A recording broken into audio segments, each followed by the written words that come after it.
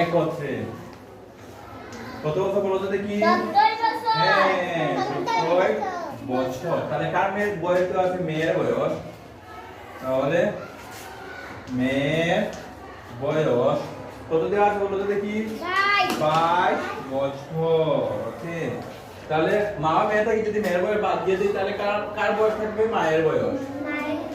হ্যাঁ মায়ের বয়স। তাহলে আমরা কি করব? বিয়োগ করে নেব, ঠিক আছে? তাহলে শূন্যটা কি দুই বিয়োগ যাবে না, তাহলে 10 সামনে কত হলো? 10। 10 থেকে 2 বিয়োগ করলে 8 থাকে, এখানে থাকলো কত? 6। 6 থেকে 2 বিয়োগ করলে 4 থাকে, ঠিক আছে? 48 বছর। তাহলে মায়ের বয়স কত? 48 বছর। হ্যাঁ মায়ের বয়স হবে 48 বছর। বুঝতে পারছো? ওকে, তো এবার যদি বুঝে থাকো তাহলে তোমাদেরকে অনেক অনেক অনেক ধন্যবাদ।